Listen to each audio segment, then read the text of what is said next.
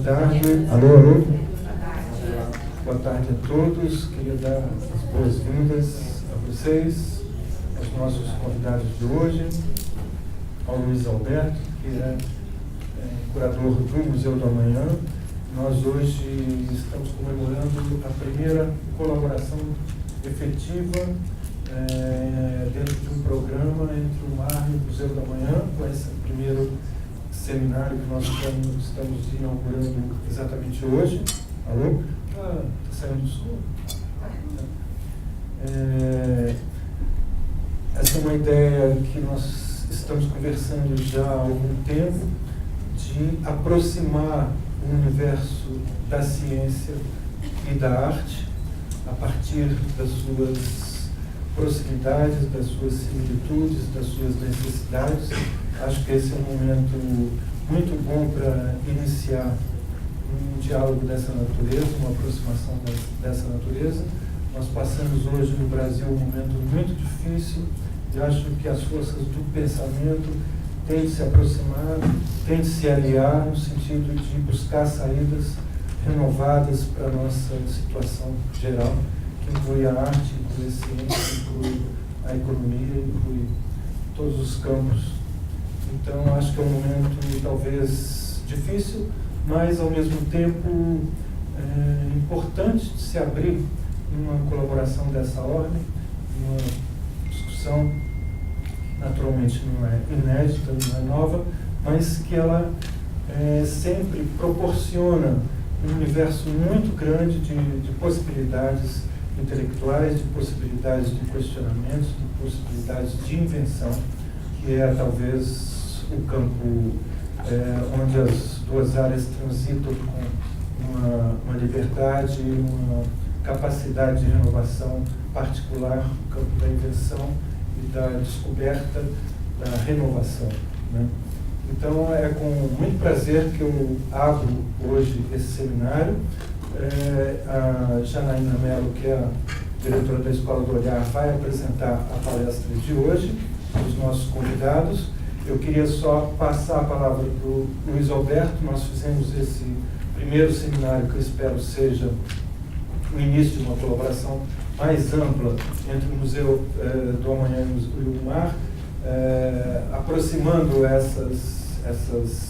esses campos de trabalho que muitas vezes penetram. Eu queria passar a palavra para ele falar um pouco do ponto de vista dele, que é o ponto de vista mais ligado à ciência de todo esse universo que nós estamos trabalhando nesse momento.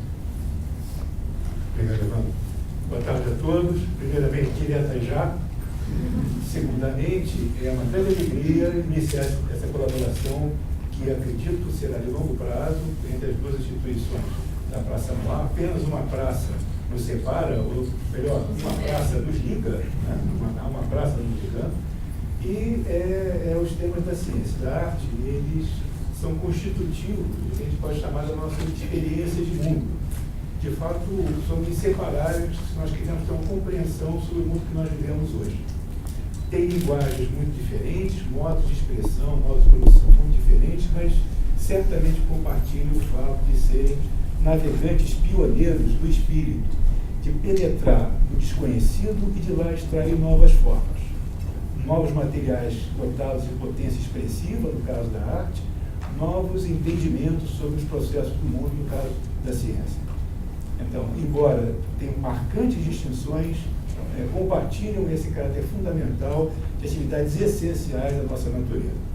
Então, quando o Evandro nos procurou, falando, vamos fazer finalmente, começar, imediatamente a ideia de fazer esse diálogo entre a arte e ciência, e nós pensamos, então, de trazer interlocutores que pudessem, a partir de pontos de vista inicialmente distintos, de um lado da ciência e do outro lado da arte, se entrecruzarem, se entrechocarem, produzirem faíscas, produzirem pétalas, produzirem fumaças, produzirem pedras, o que for, de tal maneira que esse diálogo servisse de fundamento para um debate sobre educação, que é a mais essencial atividade que qualquer equipamento cultural pode fazer, certamente é se envolver a gama enorme e urgente de questões sobre educação, especialmente, como o Evandro falou, na situação dramática que nós estamos vivendo hoje. Então, a afirmação da educação é uma afirmação ética, uma afirmação do modo de vida que nós pretendemos compartilhar. Então, é com imensa alegria, repito, que essa atividade, primeira atividade pioneira da colaboração entre os dois museus, muitas outras virão. Obrigado. Vou chamar a Janaína para apresentar a nossa primeira mesa. Obrigada, Evandro. Vocês estão ouvindo? Esse microfone está funcionando? Sim. E a sensação daqui de baixo é que não está funcionando. Boa tarde, sejam todos muito bem-vindos. É um grande prazer tê-los aqui. É um grande prazer encontrar com vários amigos queridos, pessoas que estão conosco aqui numa série de projetos, de encontros, seja no programa de formação para professores, seja no programa Cozinhas do Mar, seja nos encontros possíveis que as nossas exposições nos permitem. Então, muito obrigada pela presença de todos. E para aqueles que estão aqui pela primeira vez, sejam absolutamente bem-vindos. É um prazer tê-los aqui. A oportunidade desse encontro nos instigou ao longo dos últimos dois meses a pensar como que comporíamos e que tipo de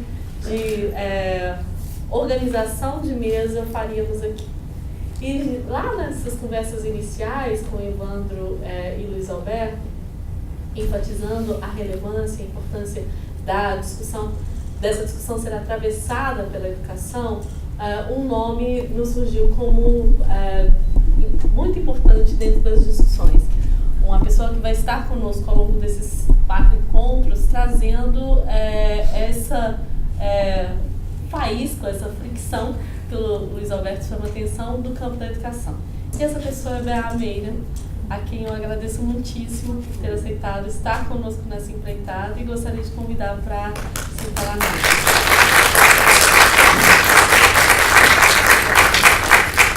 A Bea é uma carioca com coração paulista, uma paulista com coração carioca, né? Ela é arquiteta e atua nesse disputado campo da educação. E a cada dia ela está mais interessada na diversidade da cultura do Brasil e acredita no poder da arte em transformar a sociedade. No final dos anos 90, inspirada pelo lançamento dos Parâmetros Curriculares Nacionais, escreveu um método de ensino de arte para o ensino fundamental 2, que foi publicado pela editora Spion em 2006, a Radix Arte. Em 2010, foi convidada para colaborar com a Universidade das Quebradas, grande parceira também do Museu de Arte do Rio, no curso de extensão da UFRJ, coordenado pela professora e também parceiras Heloísa Buarque de Holanda e Numa Ciro, que mandaram muitas boas sortes para a gente hoje. Voltado para artistas da periferia. Desde então, participa como professora coordenadora e artista gráfica em projetos que visam transformar a relação entre centro e periferia da cidade do Rio de Janeiro. Nos últimos anos, trabalhou na concepção de um livro voltado para a disciplina de arte do ensino médio, lançado em 2015, chamado Arte Rupestre, ao remix em uma nova coleção para o ensino fundamental 2, projeto Mosaico, na versão aprovada pelo PNLD para escolas públicas e Projeto Arte na versão para escolas privadas, em parceria com a Silvia Soter, Rafael Presto e Ricardo Elia, publicados em 2016 pela Somos Educação. E para compor esse primeiro encontro, um ambiente foi determinante, assim, como disparador dessa relação de arte e ciência, foi pensar o que uma exposição que nós inauguramos agora em maio de 2016 nos traria como ambiência favorável para essa discussão de arte, ciência e educação. E pensando em Jagataporã, que para quem não viu, convido todos a visitarem a exposição, nós convidamos o professor Pedro Cesarino, que eu convido então para sentar à mesa, que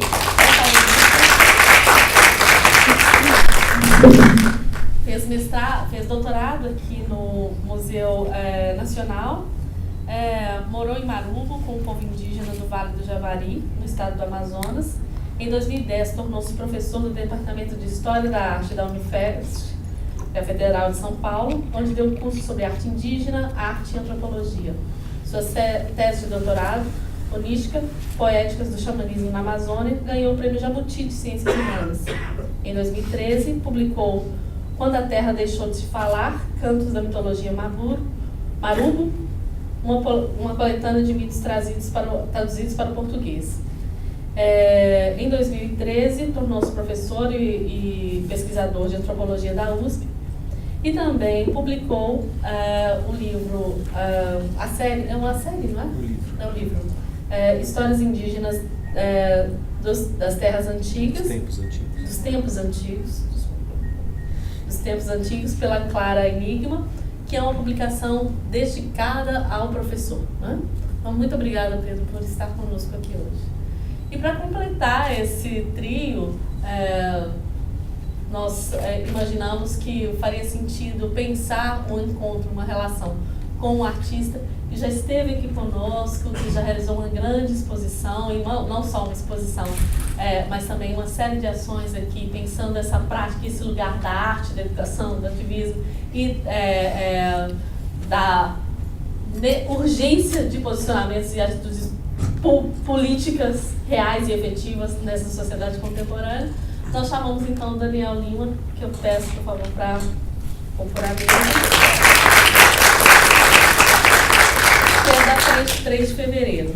E o Daniel, ele é graduado pela Escola de Comunicação e Artes da USP, a ECA, e tem mestrado em Psicologia pelo Núcleo de Estudos de Subjetividade da PUC.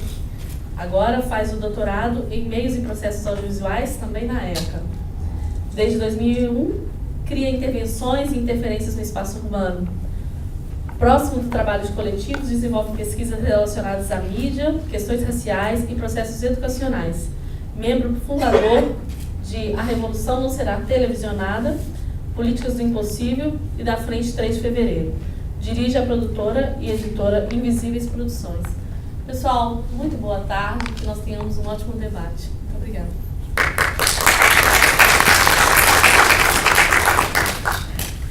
Bom, então só para combinar um pouco aqui o que a gente vai fazer, né? Acho que o Pedro vai começar, né? Pedro, mais ou menos uma meia hora, depois o Daniel vai apresentar também o trabalho deles.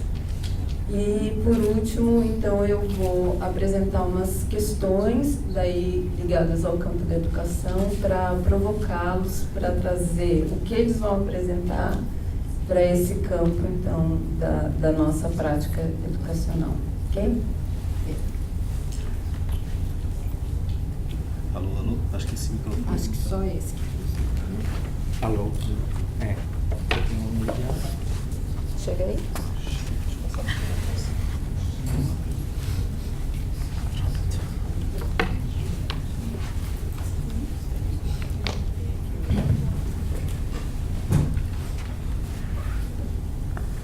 Boa tarde. Queria agradecer o convite e a oportunidade de falar aqui com vocês. Eu fiquei pensando no que dizer, é um tema vasto, fundamental, urgente, né? Ou seja, essa relação, vamos especificar um pouco mais da antropologia, né? Especificamente dos estudos sobre povos indígenas. E os estudos sobre povos indígenas feitos por antropólogos também são necessariamente uma forma de ativismo, né? Então essa relação, que é uma relação de estudo, né, de produção de conhecimento, também é uma relação de intervenção política, né? Eu fiquei pensando no que falar sobre a relação desse universo todo com a educação, né, que é o tema geral dessa mesa. Então talvez que seja mais interessante, ou de alguma maneira talvez mais produtivo, seja começar por algumas questões gerais, depois tentar problematizar alguns dos lugares comuns pelos quais a gente costuma tratar, né, as sociedades indígenas, para tentar destravar um pouco esses lugares comuns e chegar naquilo que poderia eventualmente ser, né, uma forma de aproximação mais efetiva, que é o que efetivamente precisa ser feito e construído, né, por todos nós, pelos vários segmentos da nossa sociedade, né. Então, eu estou olhando aqui para o celular, porque minha colinha está aqui, tá? Não é o WhatsApp. Eu esqueci de não conseguir imprimir enfim, os itens que eu tenho para falar aqui. Então a gente sabe, em primeiro lugar, não sei se para todo mundo, isso acho que cada vez mais tem se tornado claro isso, mas há pouco tempo atrás isso era absolutamente desconhecido pelo público geral, né, que o Brasil é um dos países com a maior semiodiversidade do mundo, né, como dizia o Antônio Risério, né, que é um antropólogo e poeta, escritor. Ou seja, o Brasil possui, se não a maior, uma das maiores diversidades linguísticas do mundo, né? As línguas indígenas são, enfim, por volta de, a gente não sabe exatamente quanto, porque a questão dos censos são complexas, mas assim, por volta de 200, né? Divididas em alguns troncos linguísticos, como, por exemplo, o tronco macro-G, o tronco macro-tupi, né? O tronco arawak e outros, cujas línguas são mutuamente ininteligíveis. Então, o povo que fala uma língua da família Tupi-Guarani, que é uma família ligada ao tronco macro-tupi, mal entende ou entende praticamente nada daquilo que fala um outro falante de língua do tronco arawak, né? E assim por diante. Isso, evidentemente, implica uma diversidade de mundos, porque cada língua é um mundo, né? A existência de uma língua implica em uma forma específica de pensamento, uma forma específica de produção de classificações do mundo, de uma poética, de uma forma, né, ritual e assim por dizer, completamente distinta das outras. No nosso mundo todo, né, esse mundo que se convencionou chamar ocidental, é formado por línguas da família do tronco indo-europeu, né, ou seja, de um só. Também, claro, outras línguas semíticas também têm uma contribuição fundamental na formação disso que se convencionou chamar de Ocidente. Mas o fato é que as sociedades ameríndias são muito mais diversas desde sempre, né? Desde a sua base, muito mais diversas do que as sociedades de origem ocidental, né? E, então, é claro que uma das marcas fundamentais, né, do processo genocida é justamente o do apagamento dessa diversidade, ou seja, não se trata só de produzir um apagamento físico, territorial, econômico, né, mas também um apagamento ontológico ou metafísico, um apagamento que diz respeito às constituições de mundo, né, que sempre existiram aqui, que seguem existindo, mas que existiram ainda mais, né, com maior plenitude no momento da invasão europeia, né. Então esse apagamento ontológico, né, ou seja, esse apagamento que se refere às configurações de realidade, né, outras formas de produzir o real, né, segue em curso e ainda faz parte, né, da nossa formação e talvez seja tão poderoso ou tão mais poderoso do que o apagamento propriamente físico, né, porque é ele que produz ou que justifica, né, as inúmeras estratégias genocidas que ainda continuam a ser perpetradas pela bancada ruralista do Congresso e outros segmentos da sociedade, né? Ou seja, se não existir uma forma de reação a esse apagamento, a esse silenciamento dos mundos, né, automaticamente também não existe alguma capacidade nossa, né, de reverter um quadro político que é esse quadro que produz justamente, né, e que executa esse genocídio continuado, né. Então, eu dizia que há pouco tempo atrás, mesmo isso não se sabia, né, você pergunta para uma pessoa, um professor, ou enfim, alguém, um não antropólogo, um não indígena, né, pede para ele falar o nome de 5 sociedades e de 5 línguas, dizer onde esses povos vivem, e as pessoas não sabem, né. Mas por alguma razão isso começou a mudar há poucos anos. Eu acho que isso mudou muito naquela época em que as pessoas começaram a postar no Facebook, né, eu sou Guarani Kaiowá, eu sou Bororo, algo aconteceu nesse momento, né, que uma espécie de simpatia política, né, que tem razões de fundo sobre as quais, quem sabe, a gente pode falar, né, em algum momento aqui. Mas algo aconteceu que naquele momento as pessoas começaram a tomar para si, né, de maneira mais decisiva, essa afinidade ou essa aliança fundamental com as sociedades indígenas, né, por razões diversas, né. Mas isso não passa do começo, isso não passa de uma centelha muito esparsa, né, muito, enfim, fugidia ainda daquilo que efetivamente precisa ser feito para que esse quadro todo possa ser revertido. Não só o quadro das sociedades indígenas, mas o nosso, né, de uma maneira geral. Eu espero conseguir chegar lá. Né?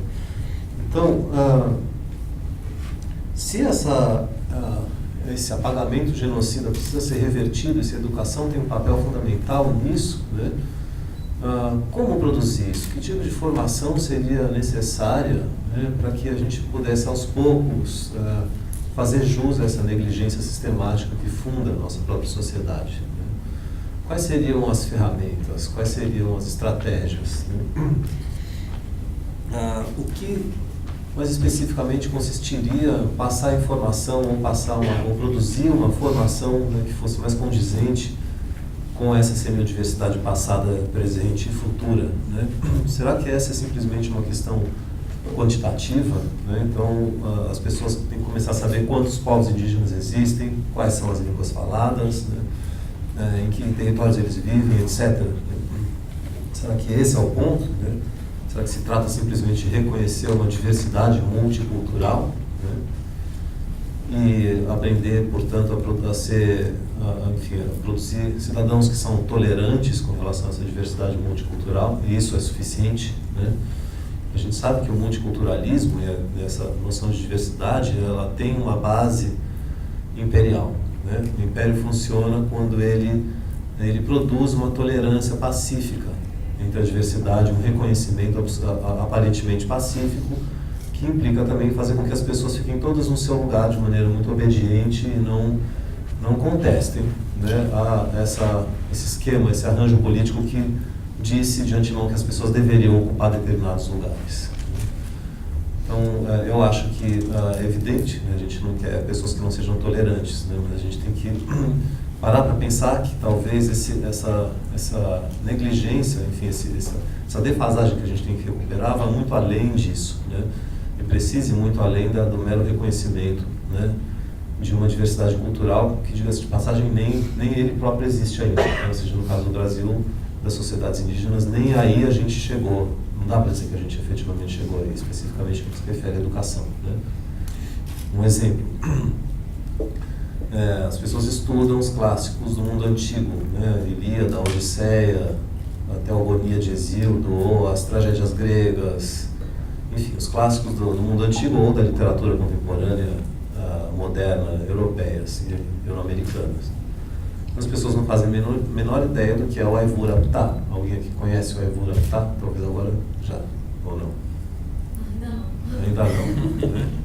Ou o Popol Vuh, né? Ou esse livro que ela mencionou, que ela leu, um dos que eu publiquei, que se chama Quando a Terra Deixou de Falar, que é publicado pela editora 34, uma antologia de tradução de narrativas míticas dos Marubo, que são um povo falante de uma língua da família Pano, na fronteira com o Peru. Né? Então, o Popol Vuh é uma narrativa dos Maya Quiché da Guatemala, que foi produzida no século XVI, em Maya, já transformado numa escrita alfabética, né? Porque antes esse livro já circulava mais em hieróglifos, né? E que narra a formação do mundo, né, a formação do surgimento dos seres humanos, das diversas humanidades, né, e que, portanto, ocupa um papel análogo àquele papel dos grandes clássicos, né, da literatura antiga ou latina. Né. O Aivur Aptar, por sua vez, é um livro, são um conjunto de narrativas e de rezas dos Guaranis, que foi recolhido pelo Leon Cadogan, meados do século passado, né, e que também narra o processo de formação do mundo, né, e que segue absolutamente desconhecido. Né. Uma das edições, as edições não existem mais, existe uma ou outra publicada no Paraguai na década de 90, aqui a poeta Joseli Viana Batista publicou algumas traduções dos primeiros versos em um livro que se chama Roça Barroca, né, com o nome dela na capa. É como se você publicasse um livro com o seu nome, com a Ilíada e a Odisseia dentro, um trechinho da Ilíada e da Odisseia. Né? Desde na capa ter escrito, né, narrativa do surgimento dos Guarani, traduzido por fulano, né, tem o nome de um livro, de uma poeta, mas pelo menos existe. Né? Pelo menos isso foi efetivamente produzido e traduzido por uma escritora, uma boa escritora, diga-se de passagem, a edição da Kozak Naif. Ou seja, essas narrativas são desaparecidas, estão desaparecidas, elas não desapareceram, elas estão desaparecidas, elas são desconhecidas, né? A gente segue consumindo e reproduzindo. Esse microfone está um pouco ruim, se vocês conseguirem arrumar outro, está fazendo um ruído aqui. A gente continua perpetrando, produzindo e consumindo um tipo de produção narrativa que nos pertence também, certamente, mas que não é a única, né, que também foi responsável por produzir esse silenciamento sistemático. Então, eu tenho a convicção de que esse tipo de esforço, por exemplo, né, como se for pensar, por exemplo, na formação em História e Literatura, né, por que não travar contato com os textos clássicos ameríndios? Né? Eu tenho justamente tentado introduzir isso na Universidade de São Paulo, fazer com que esses textos sejam efetivamente lidos, estudados, assim como são estudados os filósofos pré-socráticos, a filosofia antiga, assim por diante. Né? Na faculdade nos departamentos de literatura, né, até então só havia um professor que dava Nhengatu, né, ou seja, a língua geral produzida pelo sistema colonial, e só. Né, o tupi antigo, o famoso tupi antigo, que não passa de uma língua franca, né, produzida pela empreitada colonial. Né, e só, acabou. A maior universidade da América Latina, zero, né, de estudos de formas de pensamento, de expressões poéticas ameríndias, né? Vai se dizer também que as visuais passam também ao largo desse processo, né? Mas como eu dizia, então, eu tenho a convicção de que o estudo desses textos pode, aos poucos, produzir, é claro, para que esse estudo seja feito, a gente precisa ter publicação, né? Os livros precisam voltar a ser publicados, as editoras precisam se convencer. Acho que isso é importante, já tem algumas iniciativas acontecendo por aí, mas são poucas, né? Eu tenho a convicção, então, de que a leitura desses trabalhos, aos poucos, possa desarmar alguns dos lugares comuns que a gente ainda costuma usar, né?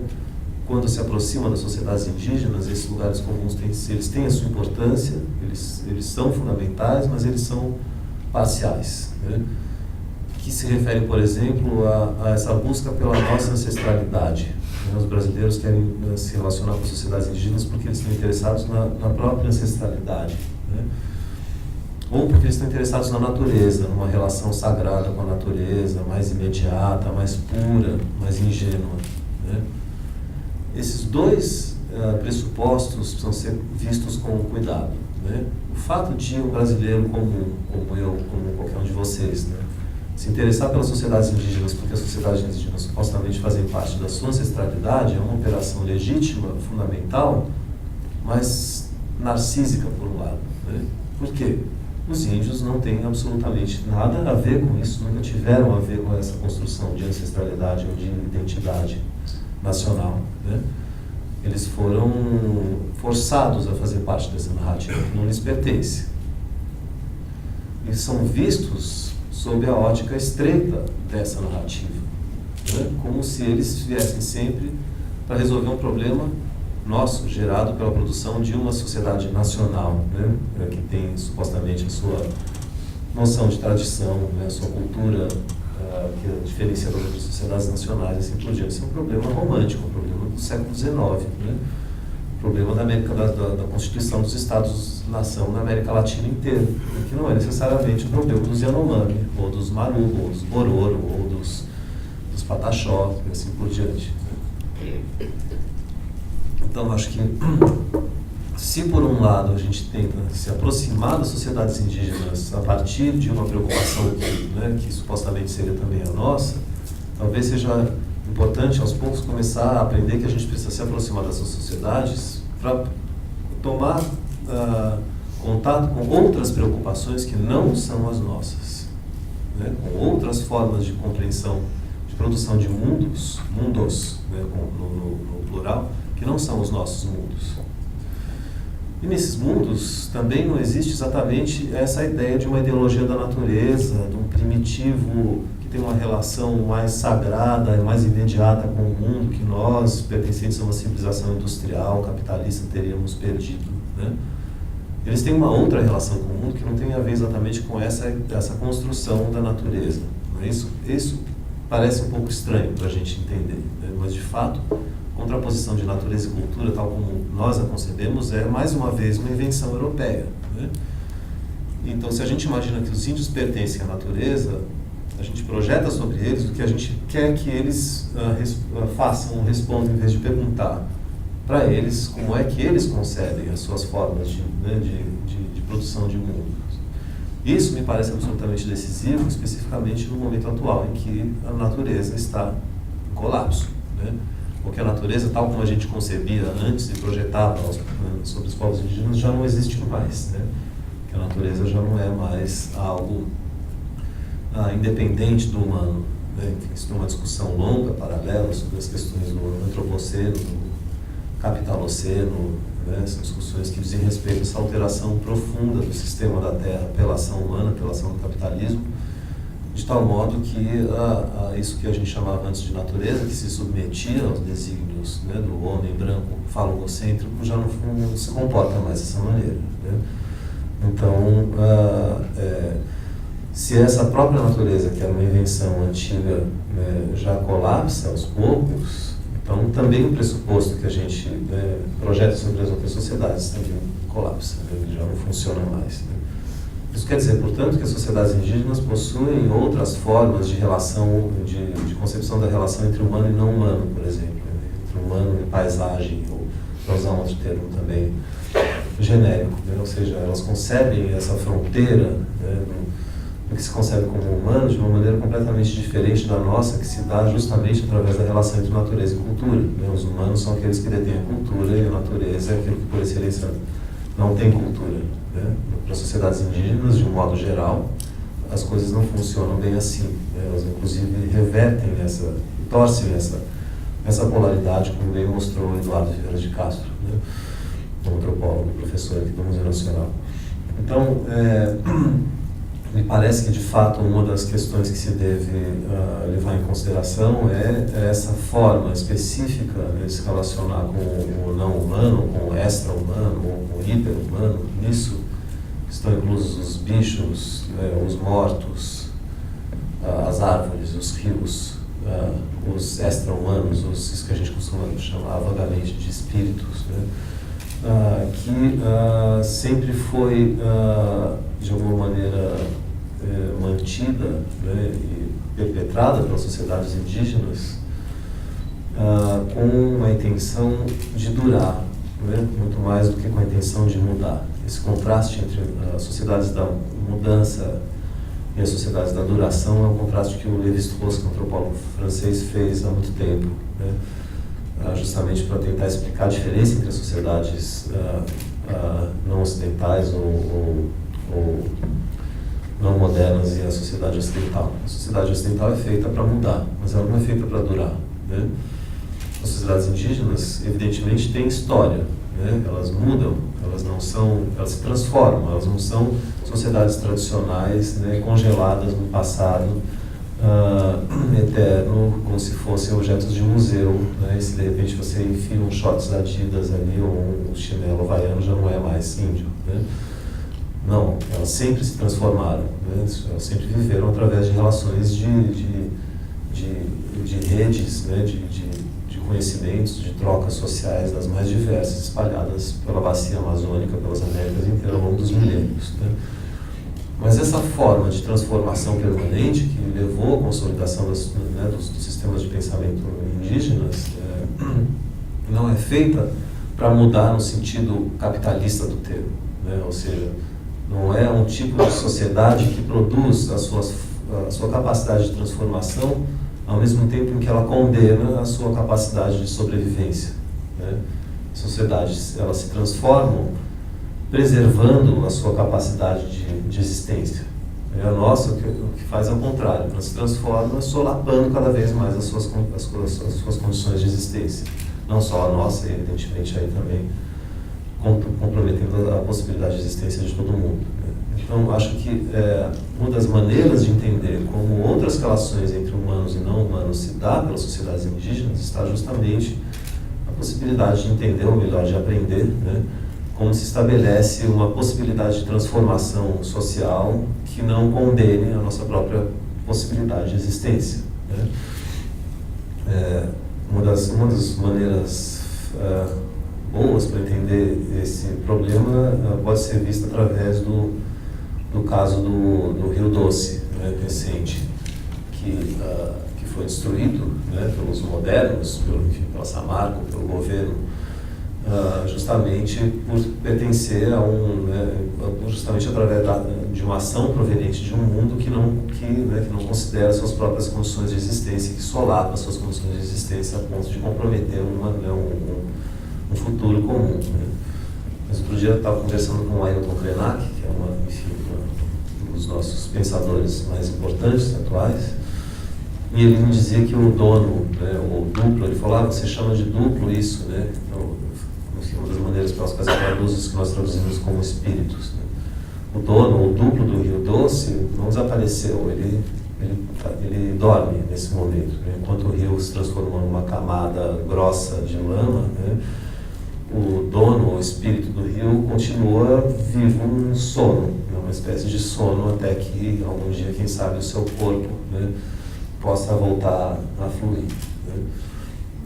Então essa é uma relação muito interessante, além de muito bonita, ela é interessante porque ela efetivamente produz uma compreensão completamente diferente, né, daquilo que nós concebemos como natureza, né, como paisagem, que é algo não humano, potencialmente submetido à nossa vontade, aos nossos desígnios, né, produtivos e assim por diante. Então, diversas sociedades indígenas, como por exemplo os Krenak, né, os existentes se bifurcam, né, entre um aspecto visível, tangível, material e um outro aspecto humano. Eu não vou dizer imaterial, invisível sim, porque nós não vemos, né? Algumas pessoas veem, nós não, mas não necessariamente imaterial, porque esse outro aspecto é uma contrapartida humana daquilo que é visível, né? São os donos, enfim. E essa contrapartida invisível, porém existente, que tem a sua materialidade outra, a sua existência outra, é fundamental para a regulação, né, e para a produção de uma garantia de uma continuidade de existência, né, do mundo através das alianças potenciais que as pessoas viventes podem estabelecer com esses agentes, né. O nosso mundo é feito pelo divórcio permanente ou pela mera negação ou né, condenação ao absurdo desse tipo de coisa que eu estou dizendo aqui. A gente acha que isso é fantasia, crença, superstição, né?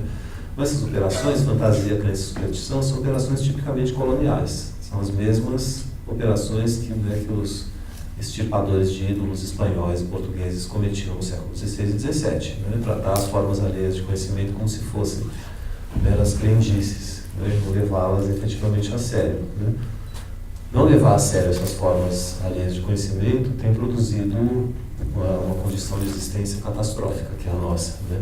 Então, talvez agora seja a hora de efetivamente levar a sério, começar a estudar e a se engajar de maneira mais decisiva nisso. Eu vou parar por aqui e a gente continua. Obrigado.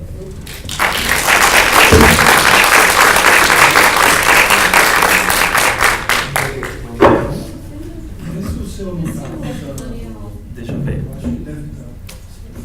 Alô. Opa, tá melhor, tá sem o ramo.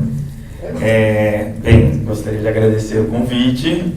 Incrível o trabalho que a Escola do Olhar faz. Estive aqui outras vezes na Universidade das Quebradas e sempre uma experiência muito rica e já começou também de uma maneira muito rica e com várias conexões com o que eu tinha pensado em preparar, com o que o Pedro está colocando, né? Principalmente nessa relação humanos e não humanos. Eu vou me propor aqui, propor a todos nós, essa dinâmica complexa de uma fala introdutória de 30 minutos, passando por 13 temas diferentes. A incrível e obscura associação da escravidão, religiosidade católica, poder jurídico, assassinatos, polícia, blindados, carnaval, futebol, cirurgias plásticas, cesáreas, antidepressivos, agrotóxicos e biodiversidade. Em meia hora. Isso me dá mais ou menos 2 minutos a cada um dos temas. Eu vou pedir aqui a ajuda da Dani, que está lá operando as imagens, eu estou aqui na posição de artista, ufa, muito legal estar nessa posição como artista, porque me permite esse gaguejar, este lugar que não é propriamente em que as falas tomam essa linearidade e essa sequência lógica, e que eu posso também me apoiar arduamente aqui nas imagens que vão ser projetadas.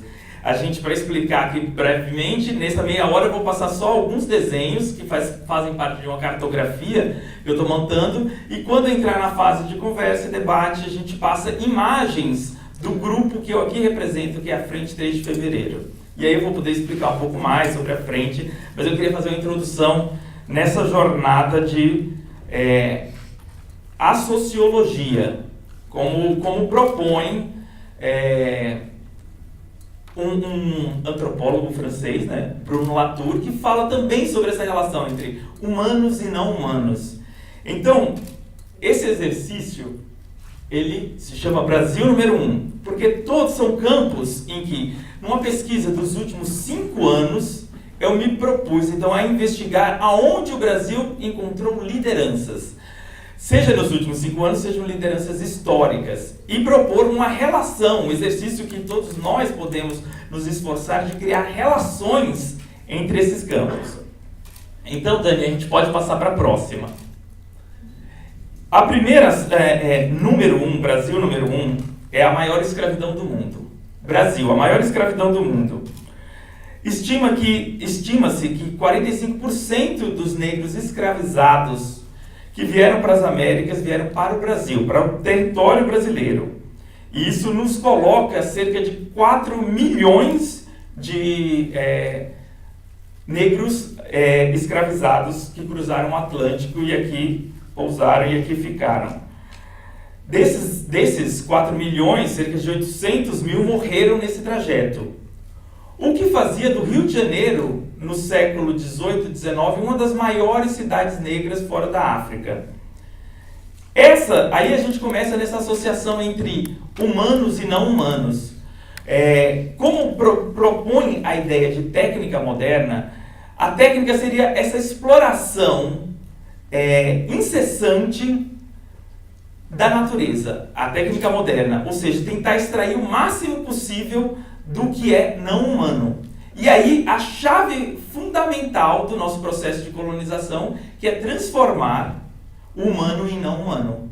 Transformar, então, a força de trabalho, a primeira peça a ser explorada pela técnica moderna, antes mesmo das máquinas. Então, a força motriz da própria modernidade, a gente pode entender como sendo a escravidão. E não à toa, a Inglaterra, que propunha, que era a maior beneficiária dessa triangulação e do tráfico negreiro, é a primeira a se industrializar. Então, a gente já vai, então, um pouco nesse caminho de pensar humanos e não humanos, como essa energia estocável que a técnica moderna propõe, ela estaria na coisificação do outro, em transformar o outro em não humano. O que é um desafio que a modernidade então vai executar incessantemente, e aí é o nosso também desafio como sociedade encarar esse passado que, assim como também a cultura indígena, ele é constantemente apagado e velado este processo. E a Frente 3 de Fevereiro vai fazer basicamente seu trabalho sobre isso, sobre essa relação da negritude na sociedade brasileira. Então, algumas coisas permanecem dessa história de exploração que é interessante e que funcionam como símbolos de reexistência, de formas de existir novamente, que é a ideia de quilombo e a ideia dos terreiros. A ideia do quilombo, tanto urbano como rural. A ideia do quilombo como uma outra forma de existir no mundo e uma forma que pode ser atualizada dentro da cidade. Um conceito a ser alargado e esticado a ponto de a gente entender que todo o Camburão tem um pouco de navio negreiro e toda a periferia tem um pouco de quilombo urbano. Essa ideia de esgarçar esse conceito e poder entender também, a partir dessa história, algo que nos constrói de maneira resistente. Passando para o próximo quadro, temos o Brasil número 1. novamente, o país mais católico do mundo. E aí esse par é fundamental entre a maior escravidão do mundo e o país com mais católicos do mundo. A ideia do próprio presença católica, da ideia de aculturação, da ideia de dominar o outro através de suas crenças é um elemento fundamental tanto na coisificação como também nesse processo de exploração. E aí o Brasil ele se marca como até hoje o país mais católico do mundo, o que gera também uma população extremamente cristã, que dá uma vazão enorme hoje em dia, às igrejas pentecostais e toda essa onda evangélica conservadora que nos afeta e nos atravessa a todos, né? E é interessante pensar como essa própria figura angelical de Cristo, ocidentalizado, europeizado, ele é talvez o elemento fundamental de padrão de beleza que vai ser inserido dentro da nossa sociedade como o belo, o verdadeiro, o puro. E aí toda essa definição que cerca a ideia de branco. E procurem no dicionário, a gente vai ver aqui no trabalho da frente, 3 de fevereiro, sugiro procurar no dicionário definição de branco, pardo e negro e as diferentes matizes e diferentes valores empregados a essas palavras. Passando para o nosso próximo quadro nessa jornada longa e bizarra, o Brasil número 1 também carrega o judiciário mais caro do mundo. E aí também é uma terceira peça fundamental na colonização. A ideia de que o poder legal ele deve ficar na mão de uma elite. E não à toa a Faculdade de Direito em Olinda e em São Paulo são as primeiras faculdades do Brasil. E faculdades que têm um histórico de trabalhar em favor das elites. Apesar de o campo jurídico ser um campo de batalha até hoje, um grande campo de batalha para conquistas sociais, ele historicamente foi criado e criado um cerco de privilégios para que a elite detivesse esse lugar de mandante deste corpo judiciário que se torna o maior do mundo. Só para colocar em comparação, o judiciário brasileiro ele custa 10 vezes mais do que na Espanha, 9 vezes mais do que na Argentina, 6 vezes mais do que na Itália, na Colômbia, no Chile. A gente gasta 10% de tudo que se paga e se arrecada e se paga dentro do Estado brasileiro, sejam municípios, Estado e Federação, 10% vai para o Poder Judiciário, que tem como característica a sua lentidão, característica a sua autonomia e independência. E aí a autonomia é interessante, porque é uma autonomia sem transparência. Porque a ideia de jurisprudência, que é tão fundamental no direito, no Brasil ela não é uma norma. Ou seja, isso quer dizer que cada juiz é um poder, cada juiz determina a sua forma de ver o mundo, sua perspectiva de ver o mundo, e não necessariamente ele tem que estar afeito a uma jurisprudência, ou seja, de que outras instâncias julgaram dessa forma. Ele pode julgar da maneira como melhor ele achar. Isso faz do nosso judiciário uma espécie de loteria, onde dependendo de cada juiz, você pode cair no juiz, pode ter algo a seu favor ou contra. E isso é interessante porque isso é também um motor estruturante desse maior judiciário do mundo. Também uma característica de ele não ser democrático, esse judiciário. É um dos poucos estados em que a gente não tem nenhuma esfera de eleição do poder judiciário. Esse poder judiciário, os únicos que elegem são os próprios juízes, são os próprios membros do poder judiciário. Com exceção do STF, é o único campo onde tem algum tipo de demanda externa. Mas normalmente toda a estruturação é feita através do próprio poder judiciário, o que faz uma classe de protegidos para protegidos. Vamos para a próxima tela, que talvez a mais perversa de todas e que está, digamos, em linha com tudo isso que eu narrei.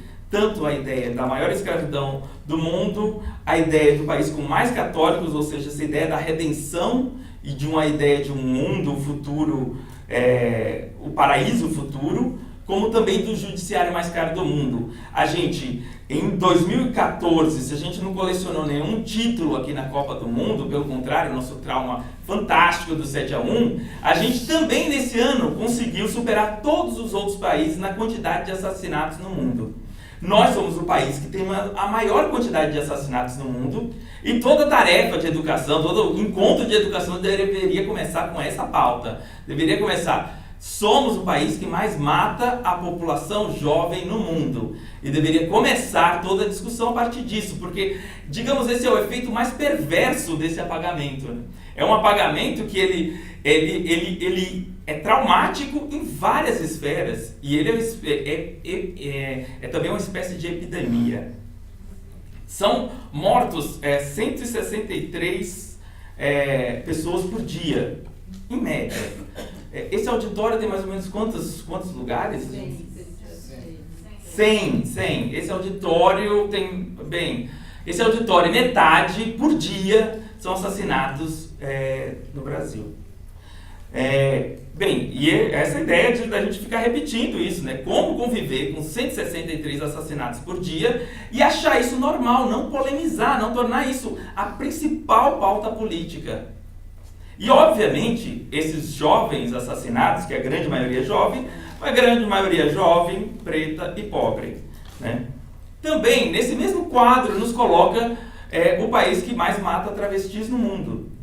Também é uma estatística que o Brasil guarda para si, a ideia de ser número 1 também no número de assassinatos e nessa intolerância de transexuais e travestis no mundo. Claro que isso daí nos traz, obviamente, o trauma da violência, tanto da escravidão como o extermínio indígena, que em toda a América atravessou esse extermínio. Digamos que essa ideia do assassinato e a ideia do extermínio, ela é fundante das nossas sociedades. E com esse extermínio, ele um dia, enfim, ele se encontra em curso, né? Vamos passar para o próximo quadro. Mais ou menos eu tenho... E, obviamente, um par desse maior quantidade de assassinatos do mundo. A polícia que mais mata e mais morre no mundo. É o próximo quadro. Tá. A polícia que mais mata e mais morre no mundo.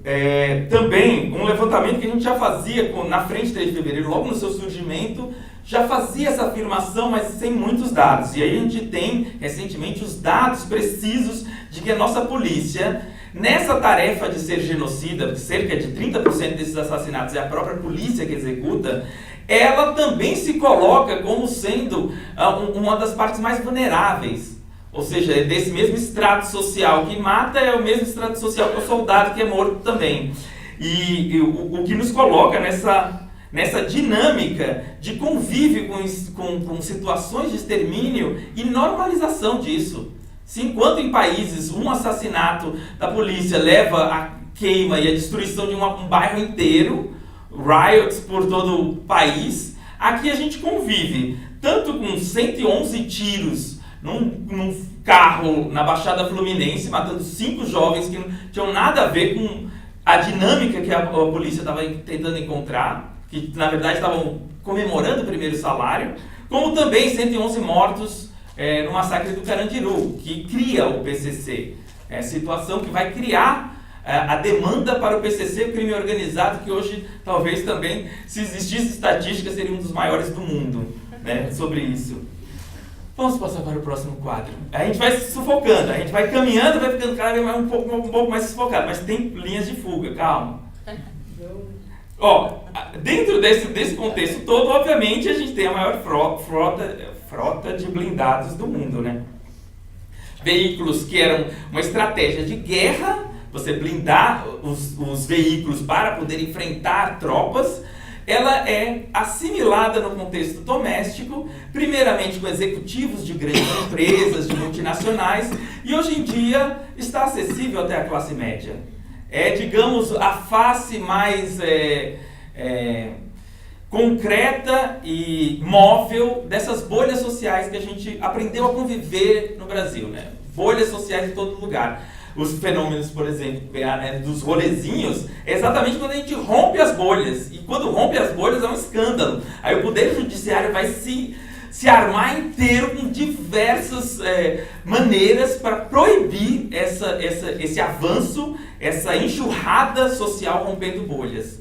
E isso, no Rio de Janeiro, digamos, é um símbolo maior, né? O Arrastão, em 1996, é um campo de ensaio de todas essas políticas, exatamente.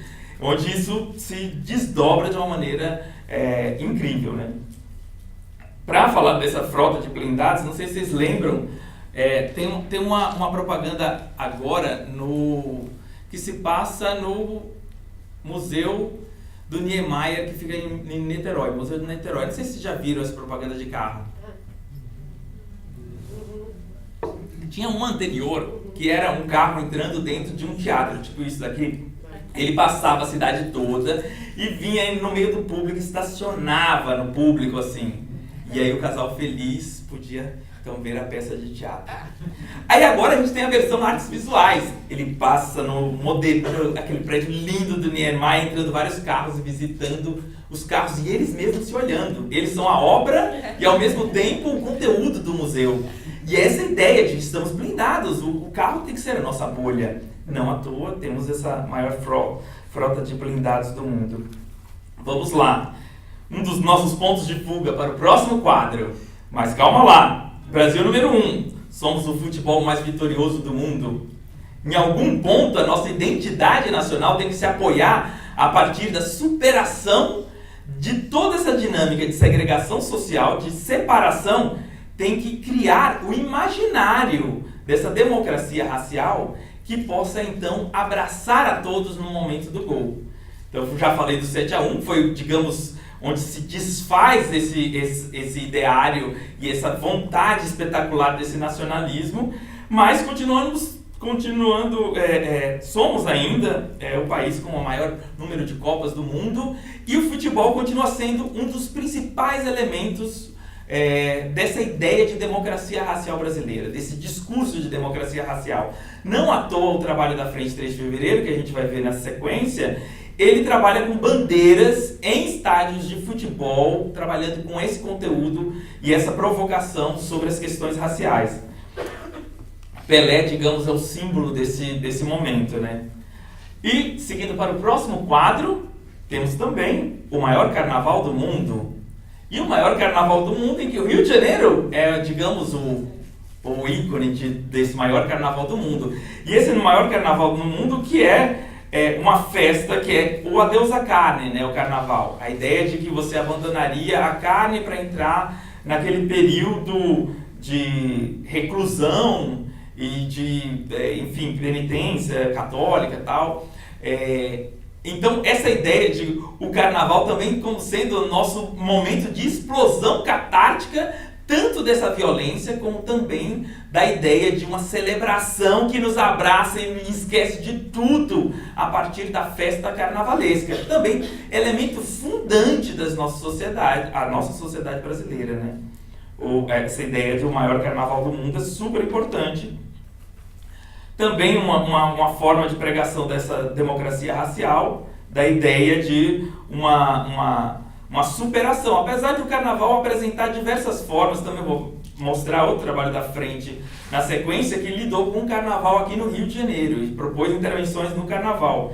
Mas também o carnaval ele é muito, digamos, revela muito sobre essas separações. Lembram do carnaval de Salvador, que até tempo atrás tinha o cordeiro, que segura a corda, a pipoca, que fica do lado da corda, de fora da corda, o abadá, que é o nome, na verdade, da roupa de capoeira, que deram um nome para aqueles que compram o abadá para estar dentro de trio elétrico. O que produz aquela imagem sinistra de um bando de gente branca no meio e um bando de gente negra do lado de fora. E os seguranças enormes tentando segurar essa massa que sempre está nessa tensão, né?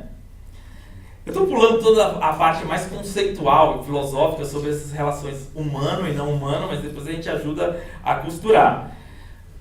Pulando para o próximo quadro, que tem tudo a ver com ter o maior carnaval do mundo, somos o país com a maior cirurgias plásticas no mundo. Cirurgias plásticas que tem como característica, né, tem alguns pontos em que a gente é muito mais do que os outros. Rinoplastia, mudar o desenho do nariz. Esse é o nosso, digamos, nós somos disparados campeões no mundo. Rinoplastia, que é essa recusa ao seu fenótipo. Ou seja, essa ideia de que nós somos uma sociedade recorrente a se recusar, a impedir a nossa própria aceitação. Essa ideia de, nessa relação entre humanos e não humanos, nos tornando um pouco ciborgue, um pouco aceitando essa impregnação entre o humano e não humano, mas não no sentido positivo, no sentido de aceitação, de transformação, superação até da nossa capacidade como humanos, mas sim, de novo, demonizando o que um dia nos foi falado que isso não é humano, isso não é o belo, isso não é o aceitável, isso não é a verdade. Cirurgias plásticas que também ficam claras nesse processo de recusa de um corpo que é extremamente visibilizado no carnaval, o corpo feminino, essa ideia de uma... a globeleza, gente, a globeleza, que ela desfilava em torno, ficava girando como uma escrava. Antigamente era feito para venda, nua e girando. Hoje em dia colocaram roupa nela, mas girando. E o lugar da mulher negra nesse espetáculo, né? E não à toa, esse contexto do carnaval, ele também é um contexto da imposição de um padrão de beleza que afeta majoritariamente as mulheres e que precisam então aumentar seios, fazer a mudança nariz e, enfim, e vários outros processos, lipoaspiração e tal, mas não é exclusivo das mulheres, obviamente. Vamos passar para o próximo quadro. Isso é exclusivo das mulheres. Maior quantidade de cesáreas no mundo. Sabe que o Brasil tem uma cultura de cesáreas que é única no mundo. É uma bizarrice única no mundo de que a cultura, tanto de médicos, pacientes e hospitais, encara que é melhor ser cesárea do que parto natural. E isso eu ouvi quando eu tive o meu primeiro filho da médica que cuidava. Ela falava, é melhor ser cesárea do que parto natural. Posso te provar isso. Tá, mas doutora, isso é só aqui no Brasil, né? Porque o resto do mundo acha que não, né? Mas, não, é melhor ser por cesárea. O que também mostra essa recusa do corpo, né? Que também tem uma certa dimensão de aversão a esse momento do corpo. Enfim, sem entrar num valor moral, mas também num processo que a gente pode fazer essa associação entre esses campos e entender que ele, de alguma forma, dialoga. E não à toa é o país que mais faz cesáreas no mundo. Vamos para o próximo quadro sufocante também. E isso tudo, gente, é porque o tema que me propuseram aqui, logo no primeiro e-mail, era utopia e distopia. Então eu preparei todo o meu trabalho sobre distopia, mostrando como nós somos talvez o país mais distópico. E esse talvez seja o devir mundo do Brasil. O Brasil aponta essa ideia distópica de uma maneira como ponta de lança. Ao mesmo tempo que ele vai apontar também uma perspectiva Brasil-mundo, um devir Brasil-mundo que é interessante a partir dessa ideia de biodiversidade e diversidade social. Mas já estamos no próximo quadro, claro. Maior uso de antidepressivos e controladores de humor no mundo. Bem, isso é bem óbvio que tem algo de errado na nossa sociedade que torna insuportável que a gente tem que tomar medicação para continuar vivendo, né? Para não se matar e continuar vivendo. Ou seja, essa ideia de que essa junção entre humano e não humano, como de uma característica de uma certa perversidade de exploração dessa carência do humano, dessa insuficiência do humano que vivemos, e aí o não humano entra como um jogo capitalista, né? E aí a gente o São Paulo é a maior cidade com consumo de antidepressivos e controle do humor, e o Brasil, de uma forma geral, também tem essa fome antropofágica zumbi, uma fome assim de algo de vida, né? E que vai encontrar isso também através da medicação. A arte, nesse caso, seria, digamos, um ponto de fuga a esse processo, né? Todos os processos terapêuticos que a arte pode oferecer, não terapia no sentido de arte-terapia, mas no sentido de que a arte ela é um ponto de fuga em que trabalha essa ideia de uma micropolítica, uma política não do pequeno, mas interna, né? E nesse sentido, tudo que eu estou apontando aqui são dados macropolíticos. E aí o nosso esforço todo como artista é trabalhar a partir do campo micropolítico, dessa afetação subjetiva. Mas partindo para o próximo quadro, que também aponta essa junção química e humano, nós somos o país com o maior uso de agrotóxicos no mundo. A distopia continua. Essa ideia de que dentro do nosso agronegócio, que é uma parte fundamental dessa política conservadora que temos em vigor, em batalha nesses campos, é fundamental a ideia do agronegócio, a ideia do latifúndio, a subsistência do latifúndio e esse latifúndio produtivo que precisa necessariamente, para ter essa escala, um uso absurdo de agrotóxicos que, ao final, nós que consumimos. Né? Se estima que um galão de 5 litros é o que cada um de nós consome por ano. Passando por o último quadro, e não fugindo da nossa esperança de que existe uma perspectiva, Dani, podemos passar para o próximo quadro. Nós, em contradição com essa ideia do uso de agrotóxicos, somos o país com a maior biodiversidade do mundo. Biodiversidade em termos de espécies de planta, espécies de animais. E aí é interessante ver como essa história da colonização é uma história que sempre recusou essa biodiversidade. Ela sempre foi, a monocultura sempre foi a biodiversidade era um obstáculo à monocultura e que deveria ser eliminada. E não só a biodiversidade, mas a diversidade social, linguística, como o Pedro colocou. Essa diversidade social também ela deveria ser eliminada, deveria ser exterminada, deveria ser de alguma forma apagada. E por isso a gente tem esse processo contínuo de batalha entre a manutenção e a defesa dessa diversidade, que a gente pode entender como uma biotécnica diversidade, que é social, é biológica também, a defesa dessas perspectivas de mundo, não como multiculturalismo, ou seja, um espaço em que cada um tem o seu colorido, que isso é um pouco o que o carnaval oferece, o que essa metáfora do carnaval, do futebol oferece, mas a ideia de que diferentes perspectivas de mundo podem coexistir. E aí, de novo, voltando à ideia desse conceito quilombola, como ele pode alargar essa situação, essa possibilidade, né? E aí, só encerrando, então, de uma forma geral, esse devir Brasil do mundo, o que o Brasil pode oferecer dentro de toda essa distopia para o mundo, é exatamente a representação desses conflitos contemporâneos, me parece, e também essa perspectiva de uma sociedade vista como hiperdiversa e que possa lutar pela convivência dessas diferentes perspectivas. E isso, obviamente, está na educação.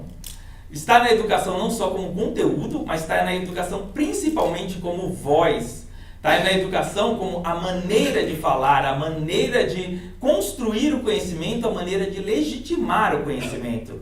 Então, nessa disputa entre humanos e não humanos, a nossa disputa é de uma reconquista dessa relação. É empregar, através de todos esses recursos tecnológicos não humanos, uma reconquista dessa possibilidade da diversidade social e natural.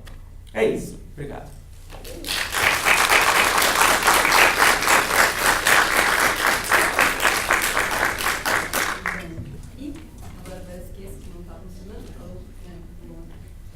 Bom, então sobrou para mim essa tarefa difícil de puxar essa conversa incrível para esse mundo concreto da educação, né? Para uma questão mais real e cotidiana para quem está aí convivendo hoje na escola, para os problemas que a gente percebe no dia a dia do que a gente chama de chão da escola, né? Que é onde a educação acontece entre o aluno e o professor. Porque eu acho que hoje o Brasil tem um dos grandes problemas também que o Brasil tem, é que a gente tem uma imensa massa burocrática que administra a educação, né? Que é constituída por funcionários públicos, por ONGs, por empresas, enfim, por uma série de pessoas que estão envolvidas, sinceramente, nas questões educacionais, mas elas estão distantes, né, e cada dia mais distante desse cotidiano, que é um cotidiano muito diverso também, porque conforme se acelerou, né, a concentração de renda no Brasil, a gente começou a perceber que os contextos escolares estão muito desiguais, né, e desiguais não só da escola privada para a escola pública, mas eles estão desiguais na escola privada, eles estão desiguais principalmente na escola pública, né? Onde a gente tem escolas que estão extremamente vulneráveis, né? E fragilizadas, numa situação em que o próprio secretário do Rio, por exemplo, admitiu que só houve 8 dias, né, esse ano de aula no Rio de Janeiro, em que todas as escolas funcionaram normalmente. Então, quer dizer, a hora que o Estado começa a admitir, finalmente, né, que assim, está impossível lidar com o cinismo, eu acho. Acho que a gente está chegando num momento assim, que se tenta, né, ainda manter as aparências, mas a situação começa a perder o controle, né? E ficar evidente que esse cotidiano escolar está fragilizado. Ele precisa que a gente jogue uma luz para esse cotidiano, né? A gente precisa ajudar essas pessoas que estão envolvidas. E a gente não consegue. A gente percebe assim, que uma das razões dessa difícil acesso a esse problema é a própria política pública, né?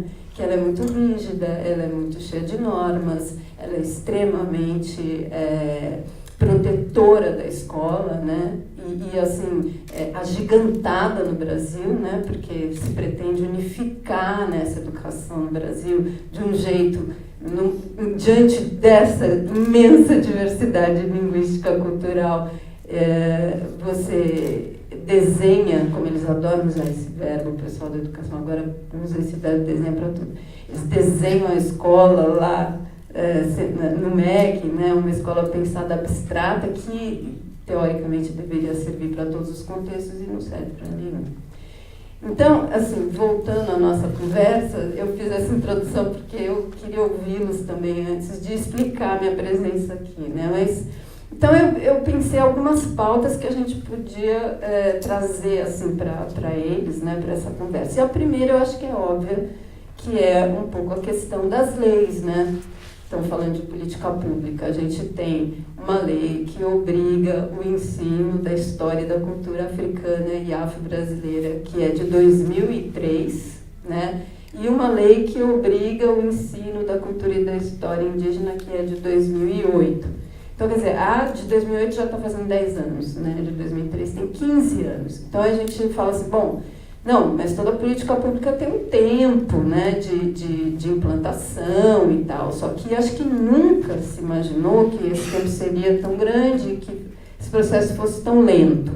Então, a minha pergunta para vocês é, por que essa lentidão, né? Por que a gente tem tanta dificuldade? Eu acho que muitos professores se esforçam, né? E de fato, a realidade hoje é muito diferente de 15 anos atrás, é importante dizer.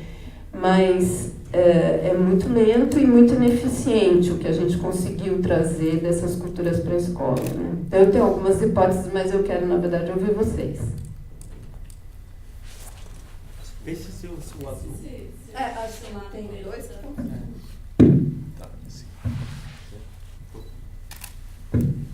Bom, eu acho que sim, são muitas questões, né, relacionadas a essa lentidão. É claro, é o que eu dizia, uma herança de um processo que tem aí 500 anos, né? A gente não vai resolver isso rapidamente. Se é que isso vai ser resolvido algum dia, eu acho que não, né? Eu não sei, eu tenho a impressão de que, né, que assassinatos das populações indígenas e das populações africanas, a escravidão, etc., gera uma espécie de maldição incontornável, assim, na nossa sociedade. Acho muito difícil que isso seja resolvido. Mas a gente pode lidar com esse conflito, né, de uma maneira mais ou menos madura, digamos assim. Quando ele falava sobre o multiculturalismo, né, e que eu já tinha também criticado antes, parece às vezes um pouco estranho. Eu falo, bom, então vocês estão sendo contra a tolerância? Não é isso, né? O que a gente é contra é a imposição de um consenso. O consenso sempre é imposto por alguém que controla, né? O que eu particularmente defendo é a produção de um dissenso produtivo, para que as pessoas saibam conviver a partir das diferenças. Não tolerar as diferenças como se cada um ficasse num apartamento e não enchesse a paciência do outro, que é o modelo do carro blindado, né? O modelo neoliberal do consumo, das identidades que não se afetam, né? Uma afetação mútua de identidades, ela só pode se produzir através do dissenso, da diferença. Qualquer pessoa minimamente vitalizada sabe o que é isso, né? Você lidar com o outro, você tem que lidar com uma pessoa que é distinta de você. Você tem que saber manobrar esse dissenso permanentemente. Por que isso seria diferente para outras áreas, né? Então, acho que talvez na base o problema da educação esteja aí, né? Tentar mudar como é que a gente começa a tratar desse problema, né? Da questão... Porque não é pelo conteúdo, né, Pedro? Você acabou de falar quão complexa é a literatura, por exemplo, indígena e tal. Então, quer dizer, não adianta também trazer mais conteúdo para dentro da escola, é só aumentar o trânsito, né? O congestionamento, não cria fluxo, eu acho. Eu acho que são as duas coisas, né? As pessoas precisam a gente precisa começar aos poucos a produzir uma formação que mude a posição inicial a partir da qual, né, esse debate, do que a gente está falando, que debate, né? Não é? As coisas são mais complicadas do que isso, né? Seja produzido, né? Mas que debate é esse? É como se de repente a gente tivesse que estudar as sociedades europeias de uma hora para outra, né? O debate europeu, não é um pouco bizarro falar isso, a temática europeia? O que a temática europeia incluiria? A Revolução Francesa, a invenção da polis na Grécia Antiga, né, sei lá, Guilherme de Ockham na Idade Média, o que você quiser imaginar, né, cabe no saco da temática europeia, né? O modernismo das vanguardas. Vou começar a falar só em temática europeia, né? E quando eu for falar das culturas africanas e indígenas, aí eu vou passar a particularizar, a detalhar, né? Porque eu acho que essa é a operação, né, de simetria que está faltando, né? Tratar os europeus como se eles fossem simplesmente uma temática identitária em bloco, né? E fazer o processo contrário, né? A temática, ele fala assim, a peça fala sobre a temática indígena. Quando vier uma peça, né, de um autor americano ou francês, eu falo, a peça fala sobre a temática francesa, né? Europeia, em geral, bem genérica, né? Então, búlgaros e franceses, a mesma coisa, né? Então, acho que é uma questão de posição e uma questão de conteúdo também, que falta conteúdo, né? Conteúdo qualificado, produzido não sobre os índios ou sobre as sociedades africanas ou afro-brasileiras, mas né? Ou seja, a partir de pessoas que consigam efetivamente pluralizar, né? E complexificar as vozes, os lugares de enunciação, mas também os conteúdos, porque a questão não é só da política do lugar de fala, né, de autoridade, o lugar de autoridade que claro, é absolutamente fundamental, está se tornando muito fundamental no Brasil, sempre atrasado, porque isso já faz parte da história dos Estados Unidos há muito tempo, né? Mas a questão não é só o lugar, a questão é o que se diz também, e como se diz, o que e como se diz.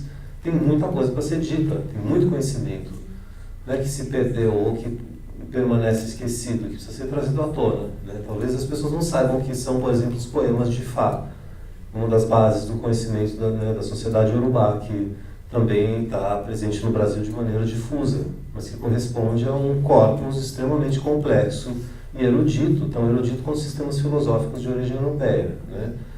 E isso, mas claro que isso faz parte também da educação fundamental, né? Porque esses conhecimentos que, na verdade, dizem respeito ao conhecimento, né? Uma educação de outros graus, né? Porque são conhecimentos especializados, complexos, né? São eles que produzem uma imagem de mundo distinta, né? E que se difunde para as mais diversas camadas, né? Se numa escola você coloca as pessoas sentadas numa orientação panóptica como essa, né, que tem uma trajetória, que tem uma formação social específica, né, a gente pode imaginar que outras disposições corporais, físicas e afetivas também possam existir. E e existem, né? E qual é a base de produção dessas outras posições? Né? Ela tem a ver com, desde das práticas cotidianas até com as formas de conhecimento mais complexas, né? Então, ou seja, tem muita coisa para ser feita, né? Mas, de fato, o que eu acho que talvez seja fundamental seja destravar essa lógica da cápsula do segmento. Não, então as duas leis nos obrigam a tratar de um assunto, né? Porque a gente dá matemática, português, ciência, geografia, aí, gente, vamos tratar daquele assunto agora? A gente é obrigado, né? A gente é obrigado, aí vem uma cartilha, um livrinho, não é assim que funciona, né? Essas coisas têm que se transversalizar, esses conhecimentos, essas práticas, essas existências têm que se transversalizar e contaminar toda a produção de uma grade curricular. Então, Pedro, mas eu acho também que os professores, eles têm um certo apego à cultura europeia, sabe? Mas porque isso foi o que eles receberam na sua formação também. Então, a gente sabe dessa coisa do tempo, né? Então, essa cultura indígena, hoje, na verdade, ela é a parte mais sofisticada do conhecimento, vamos dizer assim. O que está mais distante de um saber mais próximo, que chegou primeiro, entendeu? Então, quer dizer, atingir essa sofisticação de conhecer a literatura indígena é um trabalho de formação que a gente não conseguiu fazer na formação do professor, nem dessa última geração, né? Isso que porque as antigas, obviamente, não passaram por isso.